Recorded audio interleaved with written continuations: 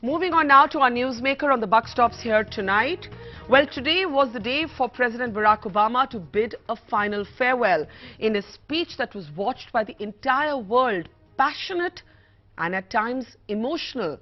President Obama made a forceful case for democracy, a speech in which he called racism a poison to democracy. As the Trump government gets ready to take charge, the big question for India is, will the Indo-US relation stand unchanged? And if it changes, in what way will it change? Joining us now to talk about that is somebody who knows this region extremely well, Nisha Biswal, high-ranking diplomat, Assistant Secretary of State in the outgoing Obama administration, here in India and recently honored, of course, with the Samman at the Pravasi Bharat Divas. Welcome to the program, Ms. Biswal. Let me start by asking you to talk a little bit about how you look back, because it's also time to look back and look ahead. Yeah. How you look back at the sort of exceptional and quick rapport that appeared to develop between the president of your country and the prime minister of ours. You spoke a little bit about it at the Pravasi Bharat Divas. You spoke of a personal chemistry between the two men. How do you explain that kind of intuitive chemistry? Well, hi, Burka. It's such a pleasure to be on your show, first of all. And, you know, it is an extraordinary time for reflection as we think about the U.S.-India relationship. The trajectory of that relationship, particularly over the past 3 years, and as you mentioned, the chemistry, the rapport between the President of the United States and the Prime Minister of India. And what I mentioned in my remarks at the Pravasi is really that it's a relationship that the seeds of which were sown many decades ago, because Barack Obama came into office already with an appreciation and an understanding of India and of the importance of the relationship with India. And Prime Minister Modi came into office again with an experience and an understanding of the United States with the time that he had spent traveling and crisscrossing the country and being part of a exchange program, an IVLP program in which he was exposed to so many aspects of the United States. And Barack Obama's college roommate, of course, was an Indian American. So the two men came into their first interaction with each other already with the foundations having been laid many decades earlier. And I think that they recognized in each other the vast potential that the relationship between their countries that could be realized, and I think that they seized on that from the very first interaction. I can tell you that on the very day that the election results were announced in India, President Obama reached out and had just an incredibly positive and constructive conversation with then Prime Minister-elect Modi, and immediately invited him to the United States, invited him to the White House, and I think the rest, as you can say, is history.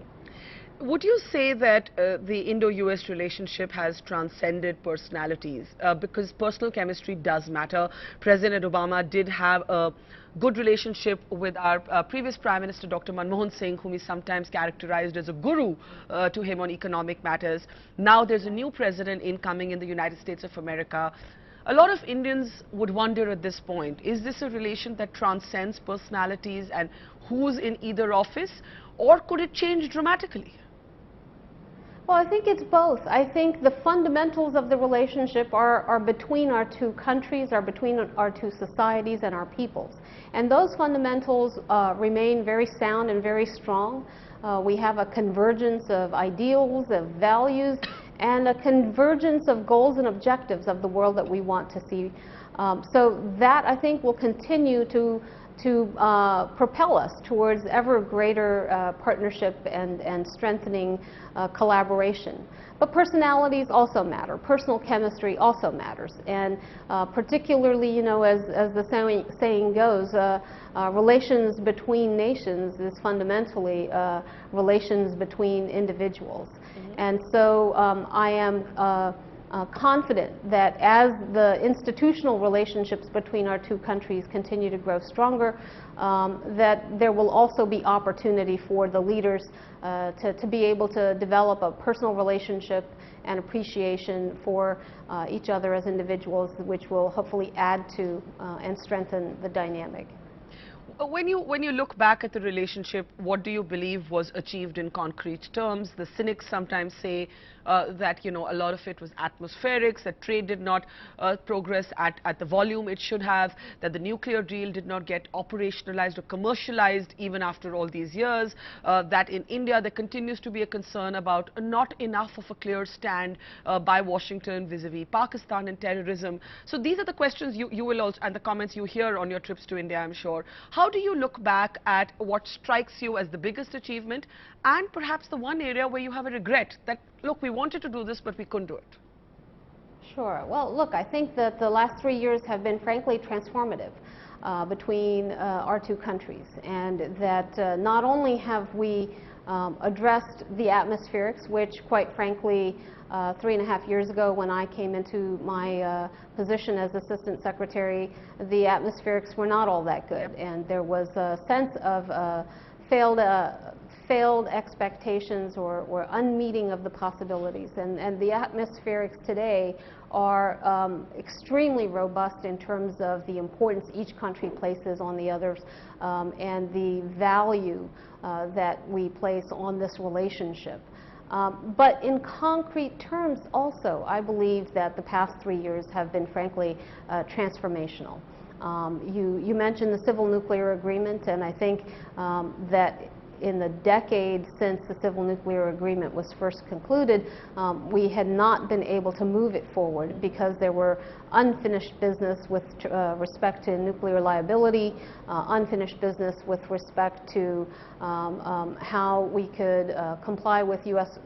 Rules and requirements on tracking and safeguarding of nuclear fissile material. And those kinds of issues, I think, have largely been addressed. I think on liability, India's attestation and ratification of the Convention on Supplementary Compensation has greatly essentially addressed the concerns that the private sector had about liability. But in many other areas, we've also seen tremendous progress, whether it's in the strategic partnership and a greater convergence on both the challenges and the opportunities that we see across the Indian Ocean region and across the globe, our willingness and desire to work together to address global challenges.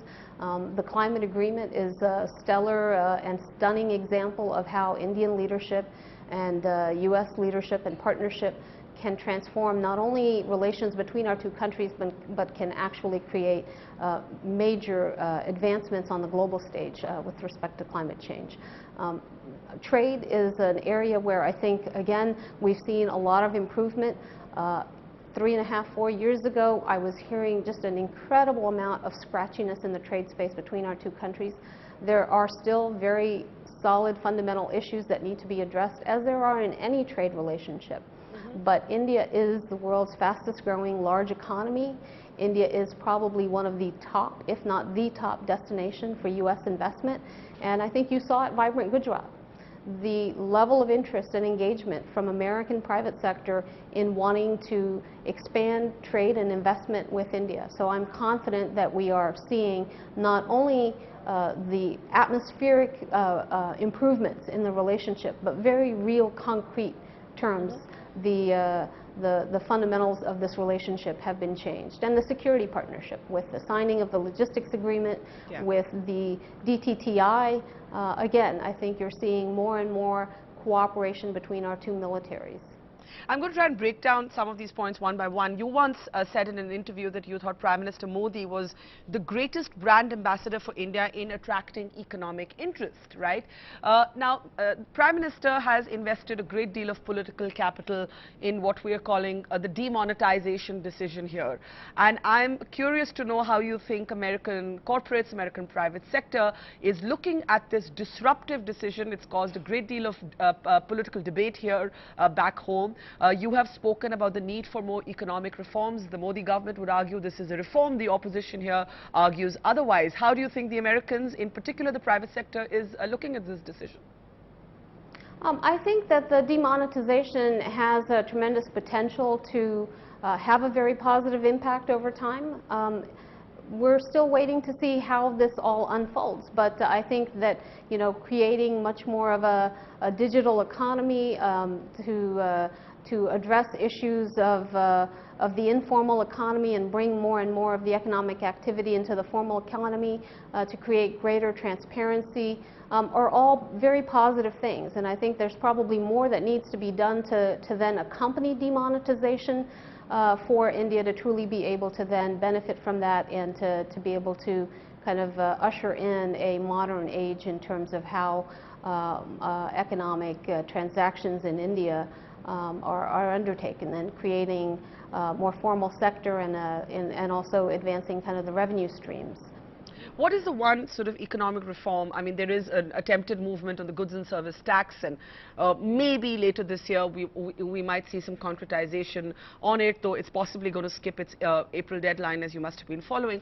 Apart from the GST, what is the one sort of area where you believe that had there been more movement, had there been more opening up, it would benefit the economic relationship between India and America? Well, you know, I regret that we were not able to make more progress towards a bilateral investment treaty. I think that fundamentally creating a bilateral investment treaty would provide the kind of safeguards and assurances and frameworks that would give investors greater confidence.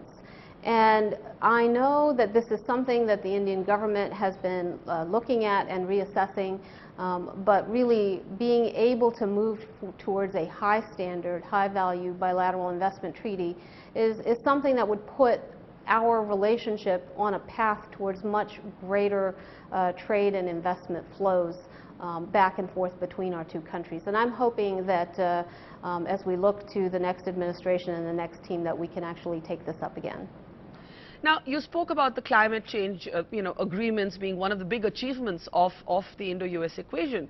And I do have to ask you at this point that Indians are not very clear whether the next US administration even believes that climate change is real. Now, I know that there's only a point up to which you can speak to this, but there are a lot of questions here. Is everything going to go topsy-turvy? Is what we regarded as an achievement like the climate change progress going to be thrown out of the window because we don't know if the next American president even believes climate change to be real? Well, look, climate change is real. There's no question about that. And I think that the American private sector has understood and embraced that reality. I think that states and localities across the United States have understood and embraced that reality. And I think that, the Paris Agreement has come into force. So there's no backing away from that. Now the action is largely beyond the federal government, and it has moved to how the private sector is going to internalize and address the reality and create more sustainable models, create more sustainable supply chains. And the technology is moving rapidly towards clean energy solutions, clean and sustainable technology solutions. And the economy, I think, is going to drive us towards that. So I don't think we're going to go backwards in time. I think we're going to continue to move forward.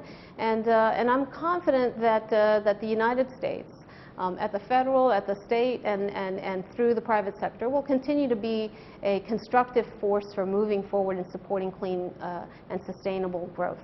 So what I'm hearing you say is that the Paris Agreement is beyond the rhetoric of the American presidential campaign. It is here to stay. That is fundamentally what I'm saying and what I believe. All right, that's good to hear. Now, I want to talk a little bit about what concerns young Indians who move to work in the United States of America, the H-1B visas. This is something, I'll tell you, more than the foreign policy wonks every viewer watching this program is going to care about. There is a lot of concern that there's going to be a cutback on that, Nisha. You know, I understand the concerns that exist about this. India continues to be the largest recipient of H-1B visas and L-1 visas, but I do understand the concerns that exist both in India and frankly in the United States.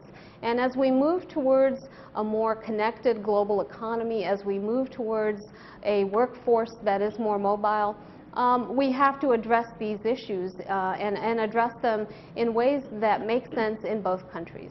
So I think that these are definitely going to be issues that the President and the incoming administration and the U.S. Congress are going to grapple with, that American businesses are going to grapple with, and that international businesses and Indian businesses are going to grapple with. I think when our businesses work together and invest in each other's companies and create jobs in each other's countries, that the relationship is stronger, is better, and it creates solutions in both countries. But right now in America, as you are seeing in many parts of the world, people are grappling with what the economic impacts of globalization are in communities that feel job losses, and how do we address that, and how do we help create a narrative that explains more and shares more the benefits and the opportunities that these kinds of globalized company platforms create. So I think that these are conversations that are going to need to be had, and I am confident that the conversation will be one that the next administration takes up. We'll have to see where it lands, but it's an important set of issues for us to think about and talk about. I had a conversation about some of this during my visit to Infosys in Bangalore with Narayan Murthy, and we talked about the fact that there are many in India and many in America who feel the need to create more inclusive opportunities, and how do companies start talking about that? Yeah, but it's a difficult conversation because, you know, here in India, the Prime Minister's slogan is Make in India. He wants more American companies to come and manufacture here. And President-elect Trump's slogan is America First. He wants to actually take all of that manufacturing, you know, and locate it within the United States of America. So there is this kind of sort of America First feeling there, and here in India a sort of, you know, a more global perspective and a local perspective at the same time. How do these two very differing views, economic views, reconcile? Well, you know, it's not a zero-sum context. It's not a zero-sum situation. I mean, we can create win-win solutions. That is fundamentally what President Obama has sought to do. And I think that, you know, Asia's growth will be greater and more empowered and better enabled if America is investing in that growth. And I think America will prosper when its companies and its technologies are relevant to the needs of Asian consumers. And no country in Asia stands to benefit more and stands to influence more than India and India's growth trajectory. So I think that it is a win-win situation. And I think we have to invest more and more Indians and more Americans in the opportunity that exists here. And I reject the frame that says that India's gain is America's loss or America's gain is India's loss. You can make in India, make in America, and create opportunity for both countries and for both people. Now, the other thing that remains a huge talking point and a matter of concern for Indians is, of course, terrorism, in particular terrorism that comes in from across the border. We've always seen the Obama administration make a lot of strong comments on this. We've seen the Congress reacting adversely to the sale of F-16s by Americans to Pakistan. But military aid to Pakistan remains something that angers Indians, the military aid that's given by the Americans, A. B, there is a sense that China continues to block any attempts to actually clamp down on groups like the Lashkar-e-Taiba and the Jaish-e-Mohammed. Nisha, when you look back, do you believe that Washington could have done more, should have done more, and what do you see happening under the Trump administration? Well, first of all, I think we have started working very closely together, both in terms of our information and intelligence sharing, and in terms of our tools and technologies to address issues of terrorism.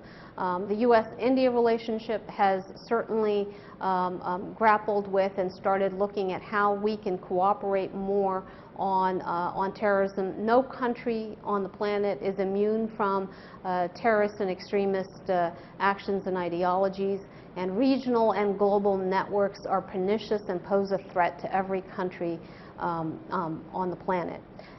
We have worked closely with Pakistan to try to address the issues of non-state actors and terrorist groups that have operated from within their territory. Pakistan itself has suffered deeply from the actions of terrorist groups, and we understand that that cannot be allowed to continue. There has been progress in some areas, but clearly so much more needs to be done to address that, and that is something that we have continued to engage our Pakistani counterparts on, and I think the incoming administration will certainly seize on this and want to move that conversation forward as well. Well, in the end, I do have to ask you, you believe the fundamentals will remain unchanged, no matter who, in a sense, is at the helm in the White House. But, some things are set to change dramatically.